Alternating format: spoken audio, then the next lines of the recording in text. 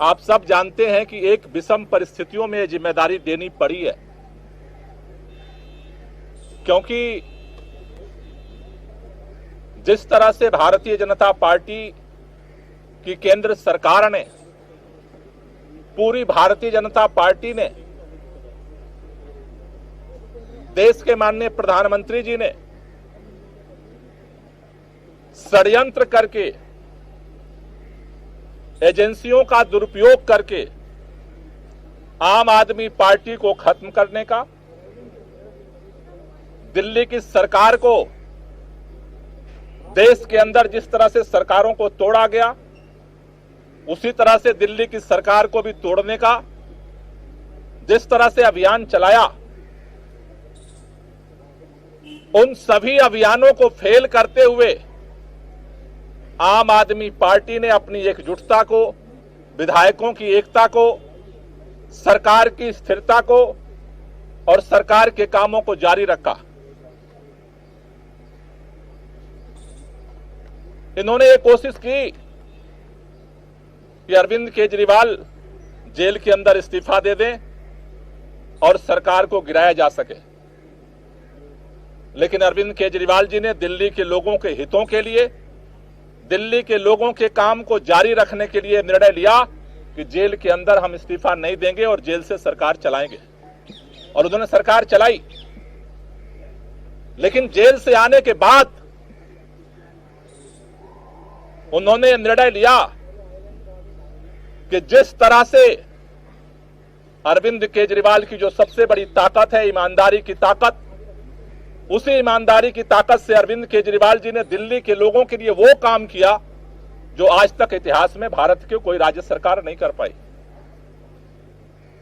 लेकिन उनके ऊपर, उस ईमानदारी के ऊपर कीचड़ उछाया गया भारतीय जनता पार्टी की तरफ से, और उसको देखते हुए दिल्ली के मुख्यमंत्री अरविंद केजरीवाल जी ने जेल से आने के बाद यह निर्णय लिया कि देश की सुप्रीम अदालत ने हमें जेल से बाहर कर दिया है, लेकिन हम जनता की अदालत में जाएंगे। दिल्ली के लोग जब तक दोबारा चुन करके उन्हें अपना समर्थन नहीं देते, तब तक दिल्ली का मुख्यमंत्री नहीं बनेंगे। आज इन परिस्थितियों में जब उन्होंने अपना इस्तीफा देने का निर्णय लिया, आज विधायक दल की बैठक हुई। विधायक दल की बैठक में सर्वसम्मति से निर्णय हुआ है कि अगले चुनाव तक हम चाहते हैं कि ये चुनाव अक्टूबर-नवंबर में कराए जाए, जल्द से जल्द कराए जाए।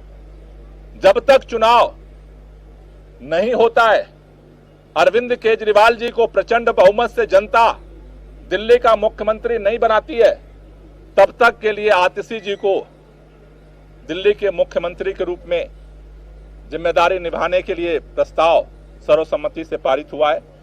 आतिशी जी को दो जिम्मेदारी मुख्य तौर पर सभी विधायकों की तरफ से दी गई। पहला कि दिल्ली के 2 करोड़ लोगों के साथ मिल करके भाजपा के सारे रुकावटों के बावजूद हम काम जारी रखेंगे, और दूसरा, भारतीय जनता पार्टी अरविंद केजरीवाल के नेतृत्व में दिल्ली के लोगों को जितने काम किए गए उन सबको रोकना चाहती है। फ्री बिजली रोकना चाहती है, फ्री पानी रोकना चाहती है, स्कूलों को खराब करना चाहती है, मोहल्ला क्लिनिक बंद करना चाहती है, महिलाओं की यात्रा को रोकना चाहती है, बुजुर्गों की तीर्थ यात्रा को रोकना चाहती है। अभी हमने देखा बुजुर्गों की पेंशन रोक दिया 5 महीने तक। दूसरी जो जिम्मेदारी उनको दी गई है कि भारतीय जिम्मेदारी है संघर्ष को जारी रखना, भाजपा के नेताओं से, भाजपा की सरकार से, भाजपा के षड्यंत्रों से दिल्ली के जनता के कामों को सुरक्षित रखना, उसकी रक्षा करना। इन 2 जिम्मेदारियों को लेकर के नई सरकार का गठन होगा। 4:30 बजे मुख्यमंत्री जी अपना इस्तीफा देने के लिए उपराज्यपाल के पास जाएंगे और उसके बाद नई सरकार बनाने की दावेदारी विधायक मंडल दल की तरफ से प्रस्तुत की जाएगी। दोनों काम एक ही साथ होगा क्या? उसी समय दावा पेश होगा नई सरकार बनाने का? पहले मुख्यमंत्री जी अपना इस्तीफा देंगे और उसके बाद जो विधानमंडल दल का जो प्रस्ताव है नेता चुनने का वो दावेदारी का प्रस्ताव रखा है। सवाल ये है कि जब अरविंद जी इस्तीफा देने जाएंगे, उसी दौरान इस्तीफा देने के साथ ही में आतिशी जी का नाम का भी वहीं पर प्रस्ताव किया जाएगा या फिर अलग के बाद में फिर वो प्रक्रिया होगी? देखिए, ये दोनों प्रस्ताव अरविंद केजरीवाल जी पहले अपना इस्तीफा देंगे और इस्तीफा देने के बाद जो नई सरकार गठन की दावेदारी है वो भी प्रस्तुत की जाएगी। बैठक में क्या कैबिनेट में 2 पोस्ट खाली होगी? बैठक में क्या हम 2 मंत्रियों को लेकर आज ही प्रस्तुत किया जाएगा। आज ही इस्तीफा भी प्रस्तुत किया जाएगा और नए सरकार गठन के लिए दावेदारी भी प्रस्तुत की जाएगी। जहां तक नए मंत्रिमंडल की बात है, उसके बाद जो है पार्टी बैठ करके उसके लिए निर्णय लेगी।